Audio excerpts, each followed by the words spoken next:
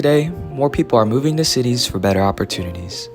As our cities grow, old power systems start to feel the stresses of an ever-increasing demand for power. The demand for power in big cities can vary based on a number of factors such as time and weather.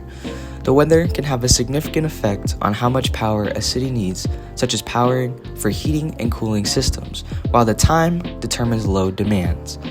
This means we need to be more efficient with our use of power and monitor the distribution of the power we are generating. So to help a power grid adjust to the varying changes in demand, we can use a supervisory control and data acquisition system, or S.C.A.D.A for short.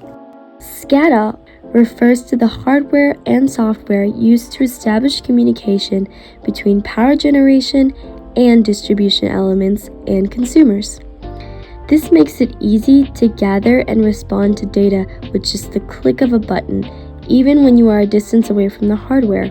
S.C.A.D.A also allows you to control the individual components to let you oversee and manage your system, saving both time and money. S.C.A.D.A can also be used to view and control all kinds of systems, such as monitors, valves, and sensors.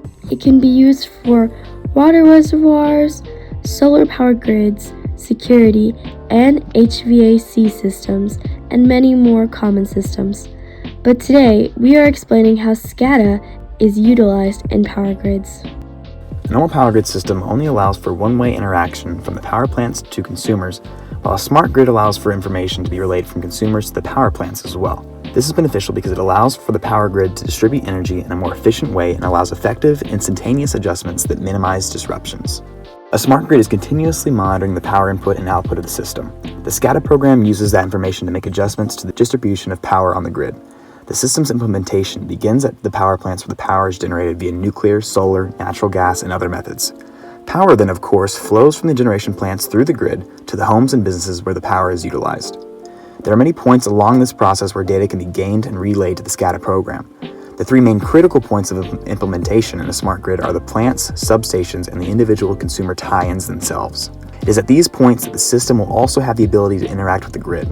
The program will have the ability to tweak when and where power will be delivered to cause the least strain on the grid, generally either through power redirects at substations or through throttling generation at the plant level.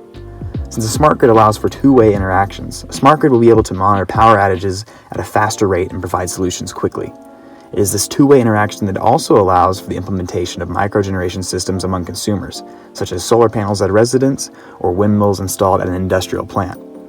This is because the load taken off the system at the localized consumer branch can be monitored and accounted for. In the event of surplus generation, the system also makes it possible to enter the consumer-generated surplus back into the grid. With the constant increase in the need of power in growing cities, power grids require an updated system in order to keep up. As stated before, S.C.A.D.A is used to connect and control both the hardware and software components even when in a remote location. This is applied in a power grid to not just easily control and collect data of a system, but to also update the system in a cost-efficient way. Using S.C.A.D.A in power grids is expected to become more important as it is crucial to making all the new renewable energy green technologies work in an efficient way. Because EV and others like it are changing, we hope to further improve the S.C.A.D.A systems and its collaboration with power grids in the future.